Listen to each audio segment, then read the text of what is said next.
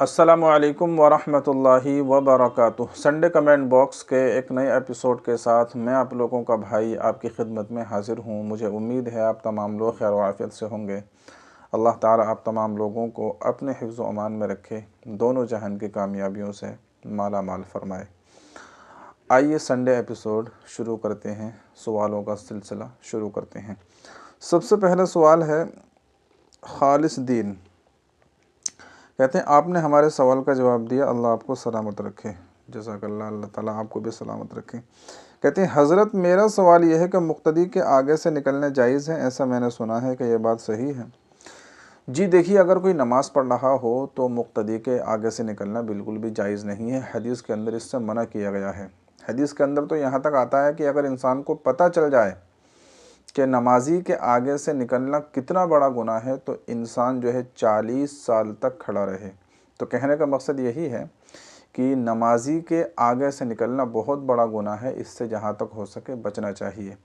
अलबत्ता अगर कोई मस्जिद बड़ी है, ठीक है, तो अगर कोई 4-5 या 3-4 सफ़ आगे से अगर निकल रहा है तो इसकी इजाज़त है, निकल सकता है। या फिर ये इसी तरीके से अगर नमाज़ी नमाज़ पढ़ रहा है, उसके सामने आप कोई चीज़ रख दो, कोई सुतरा वगैरह, कोई स्टूल वगैरह, कोई कुर्सी वगैरह, कोई कपड़ा वगैरह आप उसके आगे रख कर या डाल कर या इस तरीके से जो है अपने हाथ से लटका कर अगर आप निकलना चाहें तो निकल सकते हैं, इसकी इजाज़त है। या फिर इसी तरीके से कोई खुले मैदान में नमाज़ पढ़ रहा है, तो बहुत बड़ा मैदान है तो आप खूब आगे से उसके निकल सकते हैं। लेकिन बहरहाल बिल्कुल नमाजी के सामने से निकलना ये अच्छी बात नहीं है और इससे हदीस के अंदर बिल्कुल मना किया गया है, बहुत बड़े गुनाह की बात है।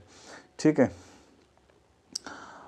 अब्दुल हफीज़ शेख कहते हैं माशाल्लाह, मेरा एक सवाल है, उम्रा किस तरह किया जाता है, एक तस्वीर से समझाएं मुफ्ती साहब, हमको आपके संडे कमेंट बॉक्स कई दिन से मिला ही नहीं है। जी देखिए, उम्रे का पूरा तरीक़ा क्या है, किस तरीक़े से उम्रा किया जाता है, तो ये तो बहुत मुश्किल है बताना, क्योंकि वहाँ पर जो जगहें होती हैं उन जगहों पर जाकर उम्रा किया जाता है। अब वो जगहें तो हमारे सामने हैं नहीं, ठीक है, तो इसलिए बताना कि आपको यहाँ से ये करना वो करना वो बड़ा मुश्किल होता है। तो इस तरह के वीडियोज़ आपको, जो लोग वहाँ पर गए हैं उनके वीडियोज़ आपको यूट्यूब वगैरह पर मिल जाएंगे। हो सकता है उन्होंने कुछ नक्शे वगैरह से समझाया भी हो, तो आप वहाँ पर जाकर देख सकते हैं, ठीक है। या फिर इसी तरीके से जब लोग उम्रे पर जाते हैं तो वहाँ पर सिखाया भी जाता है, बताया भी जाता है, ठीक है। तो अगर आपकी वालिदा उम्रे पर जा रही हैं तो जो लोग उनको उम्रे पर लेकर जा रहे हैं या जिसके ज़रिए जा रही हैं उन्हीं लोगों से रब्ता कीजिए, वो आपको बता देंगे, सिखा देंगे, वहाँ पर सारे इंतज़ामात मौजूद होते हैं। बाकी मोटे तरीक़े पर मैं आपको बता देता हूँ कि देखिए, उम्रे के अंदर 2 फ़र्ज़ होते हैं जो अदा करना जिनका ज़रूरी है। पहला फ़र्ज़ तो ये होता है आपको कि मीक़ात से एहराम बांधना होता है, ठीक है। मीक़ात से एहराम बांधने के बाद नियत करना है आपको और तलबिया पढ़ना होता है, ठीक है। तो पहली चीज़ ये है। दूसरी चीज़ ये है कि खाने काबा का आपको तवाफ़ करना है और फिर तवाफ़ के बाद जो है 2 रकात नमाज भी पढ़नी होती है, ठीक है। तो तवाफ़ करना और एहराम बांधना ये 2 चीज़ें ज़रूरी होती हैं, इसका ख्याल रखा जाए। अगर ये 2 चीज़ें अदा नहीं हुई तो फिर उम्रा ही नहीं होगा। इसी तरीके से वाजिब भी 2 होते हैं। पहला वाजिब ये है कि सफ़ा और मरवा के दरमियान सई करना, जो दौड़ लगाई जाती है वो करना होता है। और दूसरा होता है आपको उम्रा करने के बाद में बाल कतरवाना, बाल मुंडवाना। तो बहरहाल औरत जो होती है उसको गंज करवानी नहीं होती है, उसको अपनी चोटी से जो है बस 1 पौरवे के बराबर बाल कटवाने होते हैं, ठीक है। तो ये तरीक़ा होता है उम्रा करने का। बाकी मुकम्मल तरीक़ा क्या है, पूरी डिटेल वो आप जब उम्रे पर जाएंगे तो वो लोग आपको सिखाते हैं, वहाँ पर अपनी वालिदा से कह दीजिएगा, वो जो है वहाँ पर सीख जाएंगी, ठीक है। अच्छा साहब, इसके बाद में हैं शाहनवाज़ अख्तर, कहते हैं 20 लाख नेकी वाली दुआ पर वीडियो बनाए मुफ्ती साहब। अच्छा जी, चलिए। अब्दुल हफीज़ शेख कहते हैं अस्सलाम वालेकुम मुफ्ती साहब, हमारे अम्मी उम्र, अच्छा हाँ इनका तो हो गया। कहती हैं अगर शाहनवाज़ कहते हैं अगर किसी को सूरह फातिहा याद ना हो तो वह नमाज कैसे पढ़े? देखिए, नमाज के अंदर सूरह फातिहा का पढ़ना ज़रूरी है, वाजिब है, ठीक है। अलबत्ता नमाज के अंदर जो है सिर्फ़ क़िरात का करना, एक बड़ी आयत या छोटी 3 आयतें पढ़ना, ये फ़र्ज़ है, ठीक है। कम से कम थोड़ी बहुत तो क़िरात नमाज के अंदर होनी चाहिए। अगर इतनी भी क़िरात नहीं होगी और आदमी कुछ पढ़ेगा ही नहीं, अगर आप अपनी अलग पढ़ रहा है तो फिर नमाज ही नहीं होगी, ठीक है। तो इसलिए थोड़ा बहुत तो कुरान सीख लेना चाहिए, جب ایک مومن ہے، مسلمان ہے، تو سورہ فاتحہ تو اس کو تھوڑی تھوڑی یاد کرنی چاہیے. لیکن اگر ابھی مسلمان ہوا ہے یا پھر یہ ہے کہ غفلت میں تھا، کبھی اس نے نماز پڑھی نہیں، بس مسلمان تھا نام کا، اور اس نے کبھی نماز پڑھی نہیں، اب اس کو سورہ فاتحہ بھی یاد نہیں ہے، کوئی سورت بھی یاد نہیں ہے، تو بہتر یہ ہے کہ بس ویسے ہی نماز میں الحمدللہ سبحان اللہ سے کام چلائے اور سورہ فاتحہ کو آہستہ آہستہ یاد کرنے کی کوشش کرے، اور کوئی ایک سورت قل هو اللہ وغیرہ یاد کر لے. جتنی یاد ہوتی رہے اس کو نماز میں پڑھتا رہے، اور جب تک یاد نہ ہو تو الحمدللہ سبحان اللہ پڑھتا رہے، اس کی نماز ہو جائے گی. ٹھیک ہے. اور اگر ایسے کرے گا کہ بالکل یاد ہی نہیں کرے گا، ویسے ہی بس کھڑا ہو گیا آگے، تو پھر یہ اچھی بات نہیں ہے، ایسے نماز نہیں ہوگی. تھوڑی بہت تو قرات نماز کے اندر ضروری ہے. تو سورہ فاتحہ کو یاد کرے، کوئی سورت یاد کرے، باقی الحمدللہ سبحان اللہ سے کام چلاتا رہے، نماز ہو جائے گی. شاہ نواز کہتے ہیں السلام علیکم مفتی صاحب، سب سے پہلے جنت میں کون جائے گا مفتی صاحب بتائیں. دیکھیے، سب سے پہلے تو جنت کے اندر ظاہر ہے اللہ کے رسول علیہ الصلاۃ والسلام، ہمارے پیارے نبی صلی اللہ علیہ وسلم ہی جائیں گے. لیکن حدیث پاک کے اندر آتا ہے کہ آپ علیہ الصلاۃ والسلام کے ساتھ ایک عورت بھی سب سے پہلے جنت میں جائے گی. وہ عورت کون ہوگی؟ دیکھیے آئیے میں آپ کو حدیث سنا دیتا ہوں. حضرت ابو ہریرہ رضی اللہ تعالی عنہ سے منقول ہے، جس کا ترجمہ یہ ہے کہ حضور صلی اللہ علیہ وسلم فرماتے ہیں کہ سب سے پہلے میرے لیے جنت کا دروازہ کھلے گا، مگر یہ کہ ایک عورت آئے گی جو مجھ سے آگے نکل جائے گی. ٹھیک ہے. میں اس سے کہوں گا کہ تجھے کیا ہوا؟ تو وہ جواب دے گی کہ میں وہ عورت ہوں جو اپنے یتیم بچوں کے لیے بیٹھی رہی، یعنی دوسری شادی نہیں کی. ٹھیک ہے. تو اس سے معلوم یہ ہوا کہ یتیم عورت آپ علیہ الصلاۃ والسلام کے ساتھ جنت میں داخل ہوگی. اب وہ عورت کون ہوگی اس کی تعین اور اس کو متعین تو نہیں کیا گیا، لیکن اس سے یہی معلوم ہوتا ہے کہ جو بھی یتیم عورتیں ہیں جنہوں نے اپنے بچوں کی پرورش کے لیے جو ہے دوسری شادی نہیں کی، وہ بیٹھی رہیں اور اپنے بچوں کی صحیح طریقے سے پرورش کی، دیکھ بھال کی، تو وہ عورتیں جو ہے اللہ کے رسول علیہ الصلاۃ والسلام کے ساتھ میں داخل ہوں گی. بہرحال سب سے پہلے تو اللہ کے رسول یعنی ہمارے نبی صلی اللہ علیہ وسلم ہی جنت میں داخل ہوں گے. ٹھیک ہے. عارف انصاری کہتے ہیں مفتی صاحب کیا نان مسلم کے اچھے اور برے عمل فرشتے نوٹ کرتے ہیں؟ دیکھیے، اگر کوئی غیر مسلم ہے اور وہ کوئی اچھے عمل کرتا ہے تو اس کے اچھے اعمال کا بدلہ اس کو دنیا ہی میں دے دیا جاتا ہے، آخرت میں اس کے لیے کوئی حصہ نہیں ہوگا.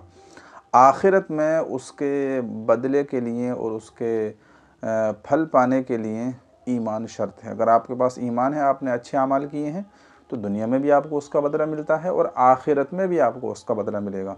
لیکن اگر کوئی غیر مسلم ہے اور وہ کوئی اچھے کام کرتا ہے، لوگوں کو کھانا کھلاتا ہے، بھلائی کی، پیار محبت کی باتیں کرتا ہے، تو اس کو دنیا میں اس کا بدلہ دے دیا جائے گا، لیکن آخرت میں اس کے لیے کوئی حصہ نہیں ہوگا. ٹھیک ہے.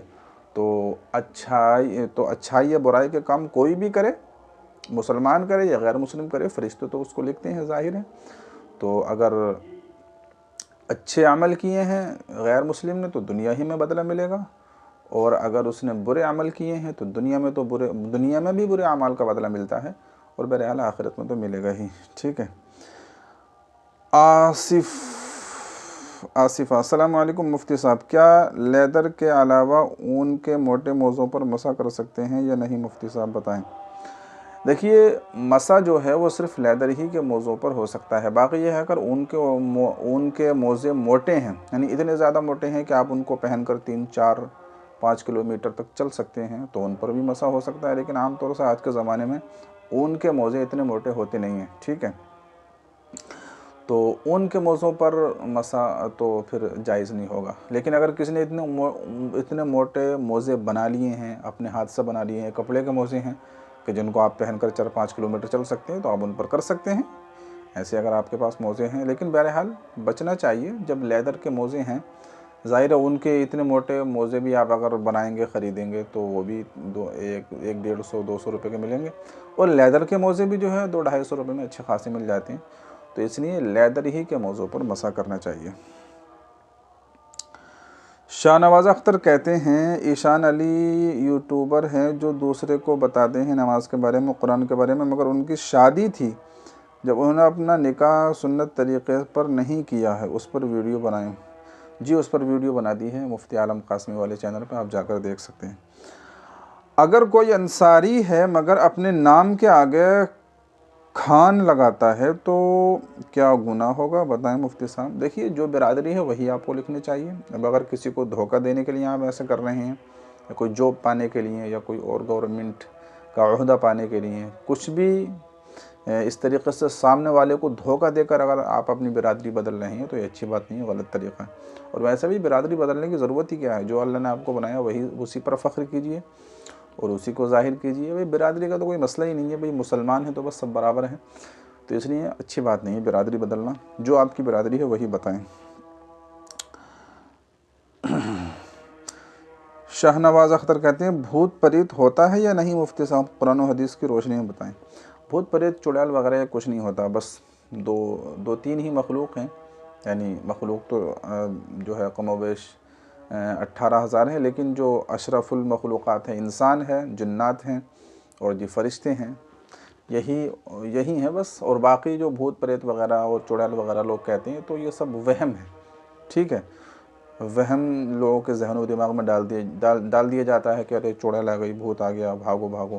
تو ایسا کچھ بھی نہیں ہے، سب غلط باتیں ہیں یہ. ٹھیک ہے، تو یعنی کہ اسلام کے اندر ان کا کوئی بھی تصور نہیں ہے، سب لوگوں نے اپنی طرف سے بنا لیا.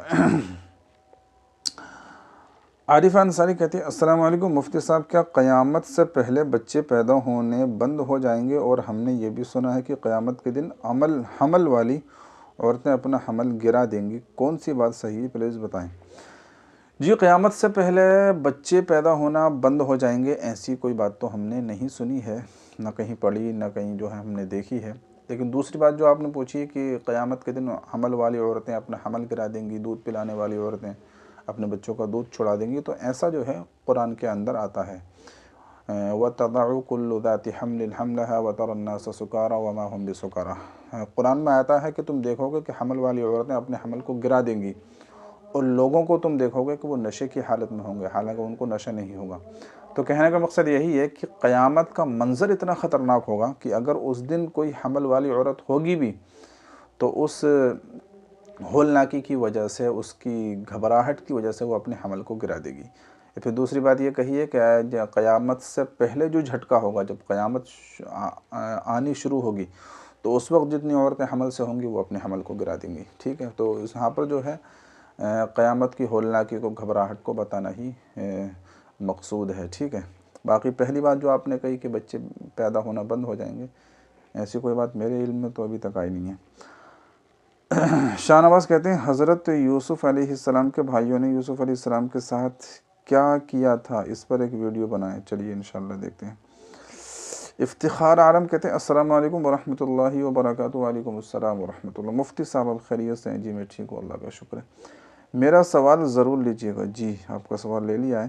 کہتے ہیں تبلیغی جماعت والوں کا مذاق اڑانے سے کہ اسلام سے نکل جاتا ہے؟ تبلیغی جماعت والے کا مذاق اڑانے سے، دیکھیے مذاق تو کسی کا بھی نہیں اڑانا چاہیے، چاہے وہ ایمان والا ہو، غیر ایمان والا ہو، کوئی بھی ہو. اچھی بات نہیں ہے بلا وجہ مذاق اڑانا. اب تبلیغی جماعت والے ایک تو یہ ہے کہ بھئی دین کا کام صحیح طریقے سے کر رہے ہیں، باقی ایک یہ ہے کہ وہ دین کا کام غلط طریقے سے کر رہے ہیں. اگر وہ صحیح طریقے سے دین کا کام کر رہے ہیں، نماز پڑھ رہے ہیں، تعلیم کر رہے ہیں، لوگوں کو دین کی دعوت دے رہے ہیں، ٹھیک ہے. اب آپ اگر ان کا مذاق اڑاتے ہیں کہ ارے دیکھو یہ تعلیم کر رہے ہیں، ارے دیکھو لوگوں کو دین کی دعوت دے رہے ہیں، اور آپ ان کو غلط سلط کہیں، برا بھلا کہیں، نیچی نگاہوں سے دیکھیں اور بہت ہی ذلیل آپ ان کو سمجھیں، تو یہ اچھی بات نہیں ہے. ایک طرح سے دین کا مذاق اڑانا ہے، اور دین کا مذاق اڑانا بہت بڑی یعنی کہ ایک طرح کی بہت ہی شرمناک بات ہے، اور اس سے ایمان کا بھی جو ہے خطرہ ہے. بہرحال میں کسی کو اوپر فتویٰ نہیں لگا سکتا، لیکن ہاں ایمان کا خطرہ ہے کہ بھئی آپ ایک دین کے شعبے کا مذاق اڑا رہے ہیں، اور ایک دین کی تو چھوٹی سے چھوٹی چیز کا مذاق اڑانا یہ بہت بڑی محرومی کی بات ہے. ٹھیک ہے، لیکن اگر کوئی غلط کر رہا ہے تو آپ اس کو ٹوک سکتے ہیں، بتا سکتے ہیں، لیکن بہرحال مذاق اڑانے سے باز آنا چاہیے، مذاق کسی کا بھی نہیں اڑانا چاہیے. شوہر بیوی سے کہتا ہے کہ نماز پڑھو، بیوی انکار کر دیتی ہے، تو کیا نکاح باقی رہے گا؟ دیکھیے نماز کا انکار کرنا ایک تو یہ ہے کہ بالکل سرے سے نماز کی فرضیت ہی کا کوئی انکار کر دے اور یہ کہہ دے کہ نماز کوئی چیز نہیں ہے، چلو میں نہیں مانتی اس کو.